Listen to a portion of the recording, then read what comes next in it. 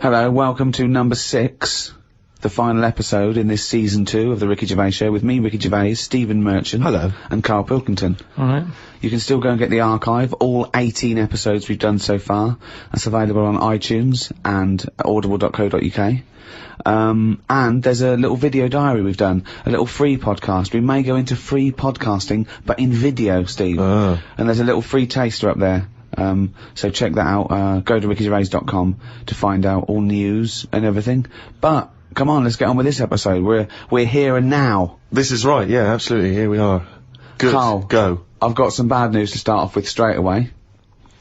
The world's oldest tortoise, a 250-year-old tortoise, died last week. Yeah. Did it? Yeah, in a zoo in India. 250 years old.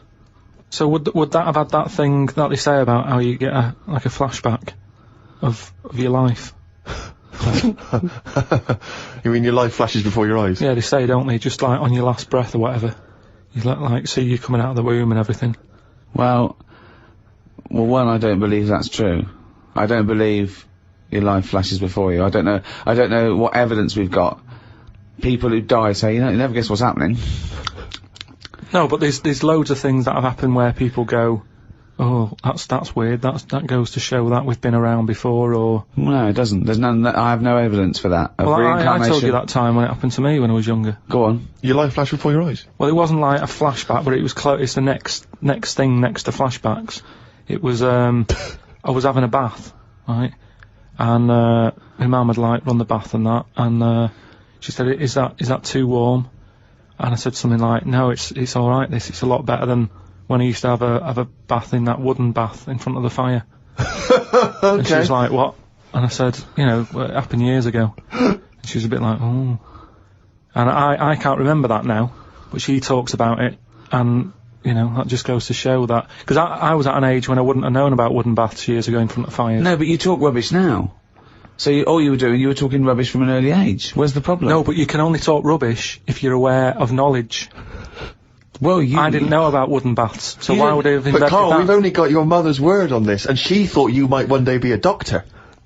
Yeah. So, she put a rock with a feather on it to keep a parrot company. lest we forget. Yeah, but I'm just saying. Well, it's all bollocks.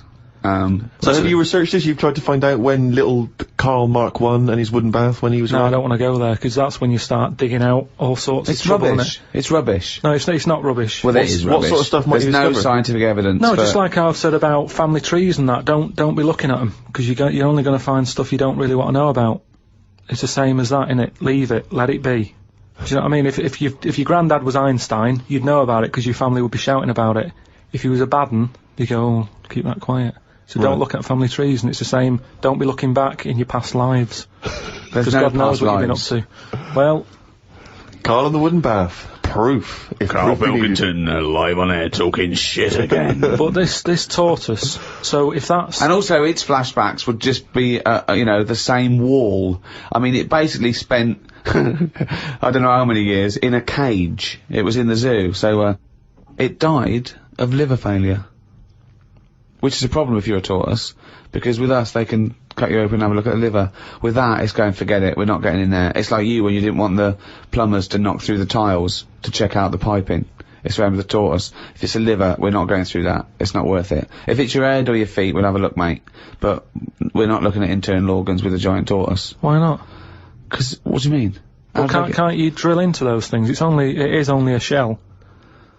That is easier to replace than skin. Karl, I was joking. You can't do a liver operation on a tortoise. Why not? It's got all the same parts, hasn't it? All the same body parts and that. Well, I think that's the point. Well, not really, but, yeah, it's... But loosely better speaking. ones in a way, because they live longer. So they're doing something right. Aren't they? Right. If they can live 250 odd years, our art can't do that. Right. Which is what I say about our tortoise has got it right in a way, that it's taking its time on everything. We're rushing about, getting stressed out. That's just, getting on with it. It's not rushing. It eats healthy, doesn't it? It eats lettuce and stuff. Yeah.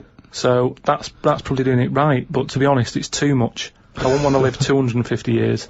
just eating lettuce. Let's not forget that all a tortoise does is eat lettuce. It's not like it's jet skiing weekends and then getting its lettuce on a Monday.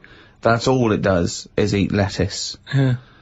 And that appeals to you, does it? No, I'm just saying that it must be doing something right, though. Of course it's doing something right. Because it's living 250 years. But all animals do something right, however long they live. Mayflies live a day, but they're doing something right. Well, they're not, are they? They haven't got a chance to learn how to do it right, and then they're dead. It's, you know, that's from one extreme to another, isn't it? That just seems a bit mental to me, that, living a day. I wouldn't bother, so forget it. Could you be bothered? You don't, just as you get to know someone. Yeah, another mayfly. Yeah, but I'm just saying, if we had that, if that's how we lived our lives, you wouldn't have a chance to make a mark or anything, would you? It's just... Would you try and pack a lot in that day? Disneyland, whatever? No, I'd prefer to make it miserable, so I don't miss it. If you know what I mean. But I was thinking the other day about, you know, your body and everything, because it is amazing, isn't it? How it works. Oh, yeah, yeah. Does the brain control you, or are you controlling the brain? I don't know if I'm in charge of mine. Nor do I, There's Carl. a surprise. Nor do I, Carl. No, do you know what I mean, though, by that? Does the brain control you, or do you control the brain? Like, don't you ever sort of think sometimes, say if you're making... But you I are was the brain. No, but I was making a shopping list, right? Going, right, I need some rice, kidney beans, and I thought I had everything, and I sort of was rolling up the paper, and then something went, oh, an onion. Your brain did something that. went an onion. Was it Suzanne? No, well, my brain sort of went, you forgot something. Yeah. I didn't think I'd forgot. I was No, you are your brain. No, but don't you understand? My brain was I was in control of my brain when I was writing down rice and kidney beans. But you're not in charge of the onion. That's another part of the brain that's in charge of the onion. The onion sector. Yeah. No, but I'd put the paper away, putting my coat on, ready to go, ready to go and get the rice. Yes, but your onion lobe kicked in. What, so you put the paper in your pocket, you got the coat on, then you just suddenly hear Then from it nowhere, was just like, it was onion. like, yeah, I'm not even thinking about that shopping list. It's in my pocket. I'm thinking, do I need my gloves? It's cold out. Yeah. Suddenly, onion. And it was like, oh yeah, onion. Yeah, I had to get the paper out. You So had what to I'm write that saying down. is, But who's in charge? The brain, the mind, the brain is the... What are you doing? Who's in That's charge? just, you forgot the onion and then you remembered the onion. You must have forgotten things in the past. No, but not like that. Not where, like, it just made me think, that was weird. Who reminded me of that? You did. Yeah, but I'm not... No, you are your brain. It's not like there's you, then there's a brain, then there's an extra one looking down at it. Oh, the meta brain, the thing above it. No, but your brain... How does your brain work? You give it information, don't you? Well, it takes... Do you mean you give it information? Well, it's doing it, if isn't I it? sat in a room with nothing, not feeding it anything, it wouldn't know anything. No, but there's this thing But that there's then- two yous. It's this thing that there's There's this... Carl and Carl's brain. Yeah, there's not a duality in this. If you go, come on, now think. That's the brain saying that to itself. It's not, there's not two people in there having an argument come on, brain. And the brain's going, oh, don't you start, I was thinking then. And the other thing's going, brain, onion. And the brain goes, Carl, onion. You are your brain. If you are anything, you are your mind, your brain, your collection of memories, your personality. You're not what you look like. Does that answer your question, Carl? What do you think then? You were thinking of a tortoise on a skateboard then when I did that last sentence, weren't you? I, like you, Rick, I'm always annoyed and embarrassed when we have to concede something to Carl. And it seems though each week I look on the emails that we've got, and once again someone has found some evidence to support some of the nonsense that Carl has come out with. Now, you remember we were talking about his concept of putting a giant mirror on the moon, because why should we have to go into space? Then we could just look up at the moon and we'd see the Earth reflected back at us, and we'd think, ah, that's the Earth. Isn't it great? can't see myself backing down on how ludicrous this is. No, indeed. Although, someone, I think they're really being very picky. They were picking you up on a technical point, because I think think one of your criticisms was the idea that the moon is moving and thus the mirror would, be absent from view for some time. Although people have been claiming that the moon, there's always the same face of the moon that's shown to us. There's always the same side of the moon is always visible to Earth. That's when they talk about the dark side of the moon. It's not just light. It's the fact that we can't see. It's the other side of the moon. But we move, so it's not always present. Well, no, but it would always be present to someone on Earth. Yes, I know. Wait, this is the thing. These people don't know what I know. I know that Carl is thinking of looking up there and seeing himself looking back. That's what he's hoping. Like when you're going along in a car and you see a shiny building, you go, oh, that's my car. And you wave. That's what he's hoping to see.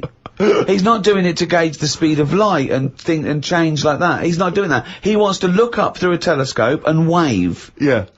That's what they don't realise. I know what he's thinking. Do you want to respond, Carl? He's got, the problem with the moon is... Here's a statement. The problem with the moon is... ... Yeah, the problem with the Earth is there's too much water. Yeah. No, the moon, it's been around ages, hasn't it? Yeah. But it's got no history. It's got nothing to show for it. Just a load of old rocks and stuff. Yeah. And for me, history is created by stuff happening on it. So really, the moon, even though it's old, in a way it's new. Because it's untouched and that. But we don't go to the moon to visit museums or arcades. No, but say like historical landmarks. Henry VIII, right? You watch Antiques Roadshow or whatever, and some woman goes, oh, this plate you've got, this was Henry VIII's. And as you can see the knife marks on it. Oh look, there's some chicken on it, right? And you go, oh god, yeah, that's amazing. Then someone goes in and goes, here's a plate of Henry VIII's, but it hasn't been used, it's still in the box. You'd go, well, it's not as good, that. It's got no history. No, because very often on the Antiques Roadshow, they have Henry VIII's plate with a bit of chicken on it. They kept that. Don't throw that away. Why? Arthur Negus are like that in a few hundred years' time. No, but do you understand what I'm saying? Things are only good if stuff's happened on it. The moon, you're up there, you're having a look, you're going, no one else has even been here. But you go to the moon for research purposes, for scientific research. There, Steve. What do you mean there's nothing there? They're examining the soil and the environment and the air. It's just a long way to go. Well, they're not doing that, are they? They're just not doing that. Well, they're not, are they? Because last time they went up, they were playing golf or something. There's golf balls up there that they've been whacking about. What sort of research is that? That's what I'm saying. There's nothing up there, so why else would you go all that way and go, oh, nothing here. Fancy a knockabout? Why are they knocking golf balls about if there's really important stuff to look at? You don't see people in museums going, fancy having a knock some golf balls about? No, I'm looking at this vase. Oh, right, that's interesting. But on the moon, nothing. Nothing to look at. What other games have you brought? That's what I mean.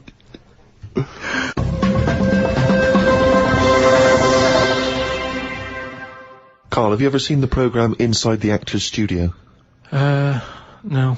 James Lipton interviews famous actors and gets words of advice about, how they work and how they act. But at the end, he always asks a series of questions, which is based on a French series of questions that a guy called Bernard Pivot used to give people when he interviewed them. So I'm going to ask you some of these questions. Many people will be familiar with them. Just interesting to see what your response is. And, answer them quickly. You don't have to think about them too much. What is your favourite word? I don't think I've got a favourite. Because you only use them when you need to, don't you? I don't just go about saying the same word. So, well, alright. Yeah, it's not my favourite, it's just that it does the job. It does the necessary job for that time, doesn't it? It's like, how are you? I'm alright. It's a greeting. What about, I think serendipity was voted England's favourite word. Never used it. No, stupid word. Who decided that?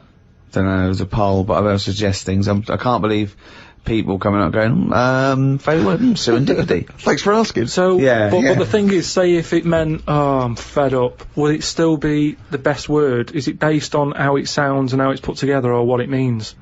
I think everything. But then loads of words are being left out on, which are probably brilliant words, and they're not getting a look in. Such as? Well, like that one, fed up. I'm fed up. It sums it up, doesn't it? Well, two, it just sums it up. When someone goes, how are you? You go, I'm fed up, mate. Sick of it. It's another good one.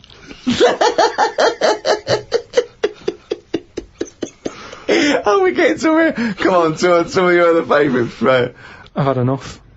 It's just all stuff These aren't words, they're phrases. They're all negative, they're all whinging. These aren't words. What's your favourite thing? My favourite thing to do is moan. Yeah. That would be well, it's not one word, it's loads of words. Fed up, sick of it. Ah, that's enough. Ah, jeez. Whinge should be your favourite word. Yeah. Whinge is a good word. I like NGEs. Lozenge, whinge, flange. Yeah. What is your least favourite word? It might be serendipity. That would be up there for me. I tell you what, that would be up there for me. Probably like French words that have made it into the English thing. Blancmange. Just. There's an unge there. So, you know. How could you dislike it? How would you dislike blancmange?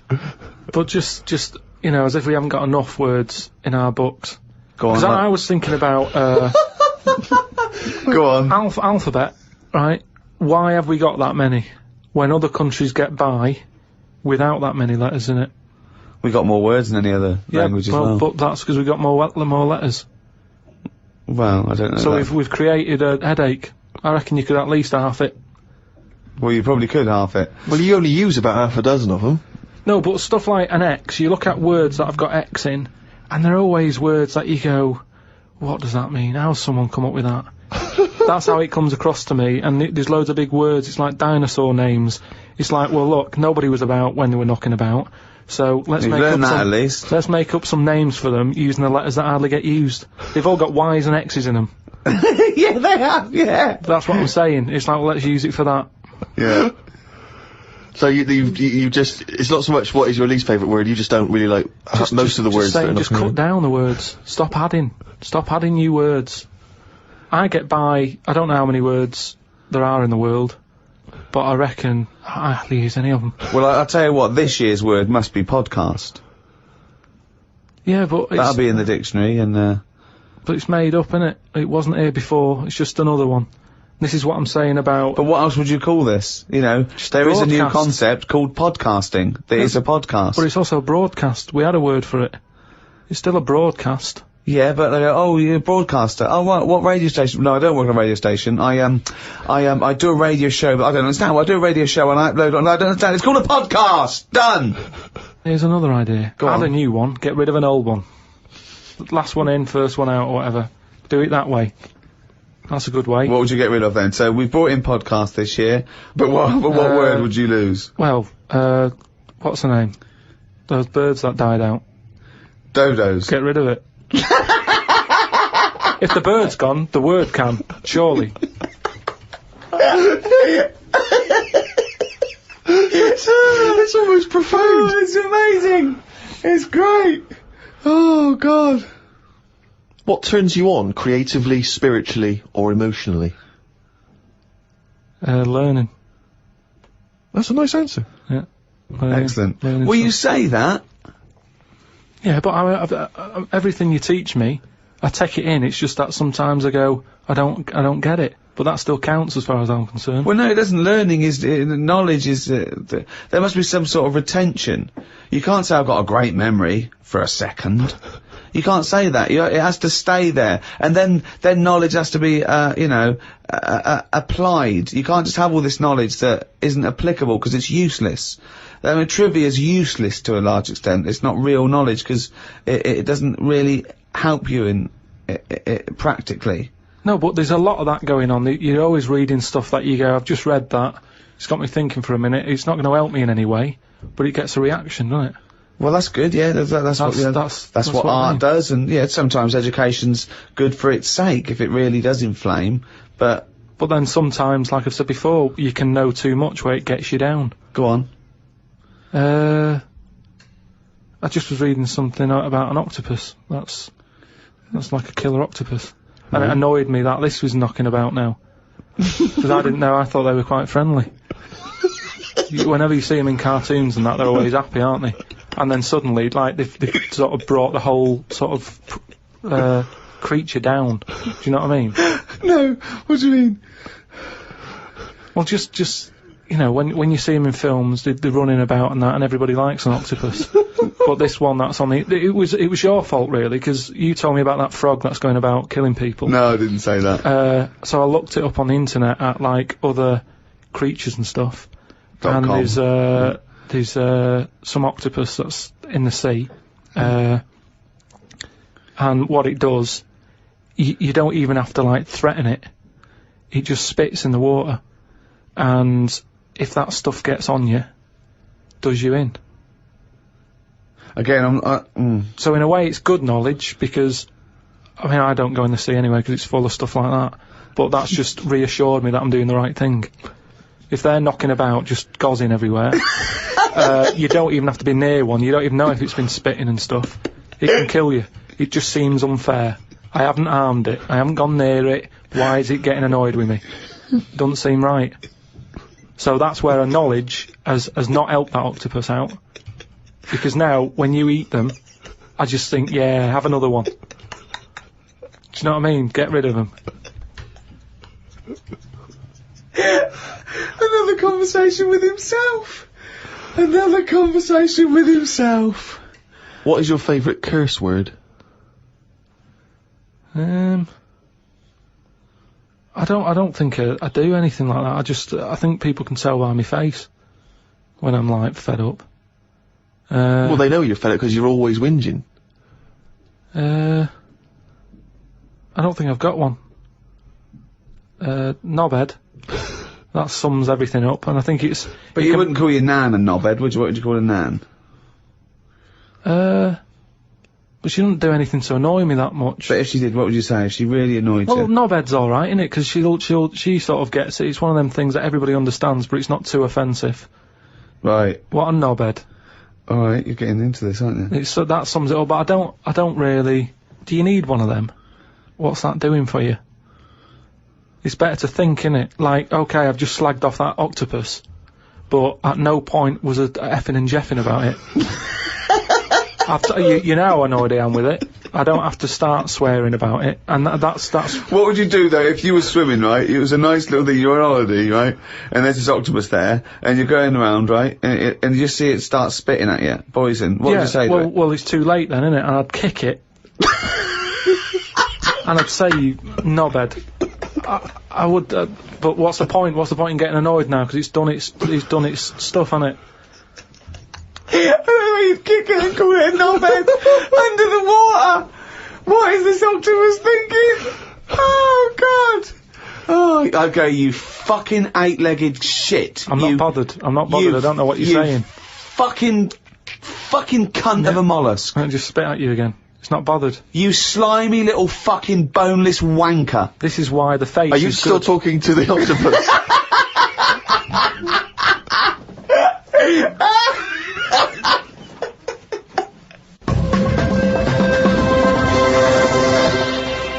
Oh, I don't believe it. He's written it down.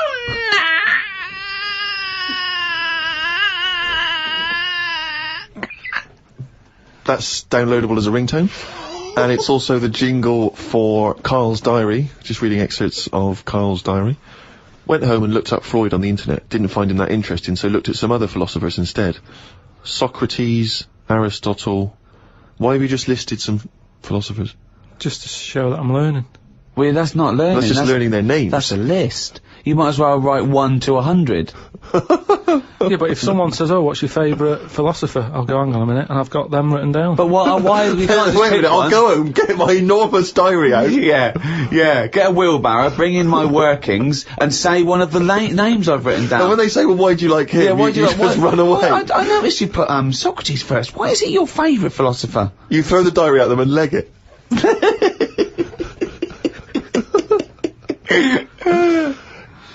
Oh, and then you go on to say, it's weird how names have changed, but then there's no other point there.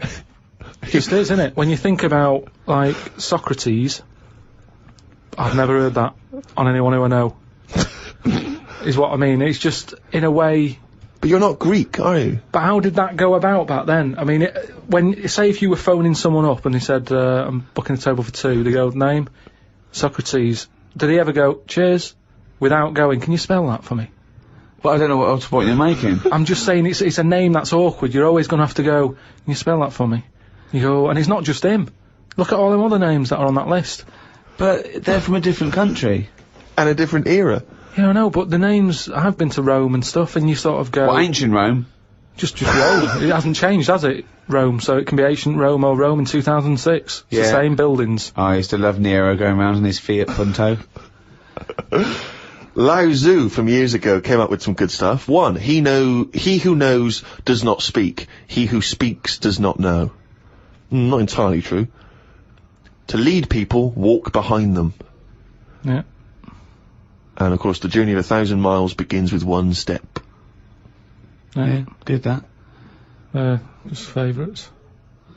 Maybe this is why people are at the start line spectating at the Commonwealth Games. Well, no, it's just that I've never understood why in Olympics and stuff like that, if you're going to watch, don't stand around the start line. Go to the end, where you see the winner. But because of that saying, it actually makes sense, doesn't it? It's like, well, every step starts with a step, or whatever. Say it again? Every race, you know, you've got to start with a step. Yeah. So, Which is, who am I talking to now? You or your brain? well, I was thinking about it a bit, so I think I was in control of it a bit more. So, and what have you come up with? Just, if you want to stay at the start line, do. What does that mean? I'm just saying, if you're into, I wouldn't watch a race, right? Okay. But Is this you or your brain I'm talking to now? this is me. Okay. I wouldn't watch. Are you gonna bring the brain into it, or is it, there's no... I don't know, let's just see what happens. Okay. But all I'm saying is, Right. if I was to watch a race, Yeah. I wouldn't hang about the start line, because... Well, you just said you would. What, did I? Yeah, you said that's the place to start, because every race starts with a step. No, but I wouldn't normally. Right, I okay. won't watch any The race. brain definitely hasn't been used No, yet. is this you or your brain you're talking about now? It was... I'm just saying about me, if I was on holiday, Yeah. and Suzanne said there's a race going on down the road, Yeah. I'd go, well, let's go, keep going down the road and stand at the finish line. Okay, but now what have according you to thought? Lazoo, Yeah. I'd say, well, hang on a minute, every race starts with a single step. Yeah. How many people around the start line? Is there more room there? She goes, yeah. I'll go, let's go there then, it's less busy. Right, and what would you see there then? I'd see people starting the race, but I wouldn't be that impressed with them, because I'd go, well, I don't know if any of these are any good. So would you start at the start or the end then? If it was down to me, I'd just probably stay at the finish line. Okay, so you wouldn't want to see the first step then? So what Not do you think of really. Lazoo now then? It's not what, but I wrote down 3 of his. That one isn't my favourite. That was the 3rd. I preferred the leading people from behind. Okay, and what would you do to lead someone now then? Well, if you're behind, you don't have to take responsibility, do you? You can go, well, I didn't send you here. You went there. That's not really leading them, though, is it? Yeah, because I've made them think. I've gone. They go, oh, I've just walked into a big hole. I'd go, oh, should have been looking where you're going. I haven't led them in that hole, but they've learnt a lesson. They won't go in a hole again. That was one of the greatest conversations I've ever been a part of. I mean, that was incredible. Never mind Aristotle and Socrates. That was incredible, that. If someone's out there, could they make a transcript of that? Because I think that, you know, in 1,000 years' time, that'd be amazing. That was incredible, Carl. And not once was the brain used. Rockbuster! That's the jingle there for Rockbusters, the, one of the most hated quizzes in the history of mankind. Joking, aren't you? The people loathe it. I'm loving it. It's the last one anyway, so just get over, just do the answers. Hold on, we can't do another one though, because we can't give the answers out, so this just... Yeah, this is the last one. It's just the answers for last week for people who are doing it. Okay, well, small mercies. The first one that I gave you last week was, the initials were CK, right? Yeah. The clue was, do you know the songs that you sing at Christmas? Yeah. That bloke over there is the best at singing them. So what are the songs you do? Carol King. Carol King, yeah. Right, That well works. done, yeah. That works. Fair, Right. well done. The second one, MG. I told the homosexual man that the grape tree was mine. Right? MG. Gay. Yeah. Marvin Gaye, obviously. Marvin but, Gaye, but how do you get to Marvin? What's it? That's my vine, isn't it? That, I told you. My Vine Gay? Yeah. My Vine. Yeah. And the last one, My Vine Gay. That's shocking. It's, and the well, last one, it was, shit. the last one, the initial was S. I said, I I ask you if you believe in Father Christmas, what would you say?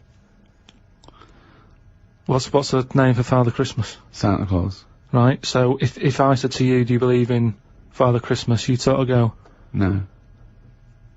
yeah, but what's his name again? Santa. Right, so what would you do? You'd go, oh, Santa.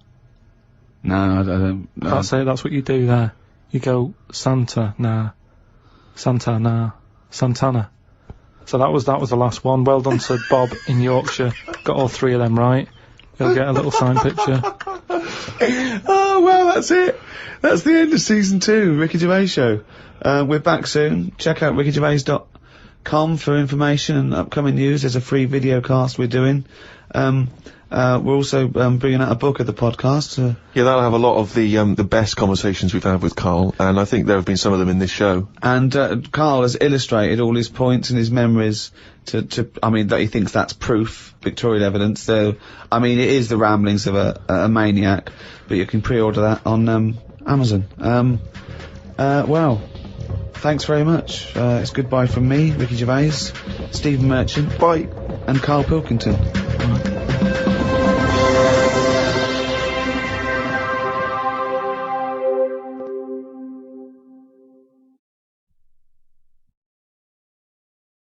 Audible hopes you've enjoyed this programme.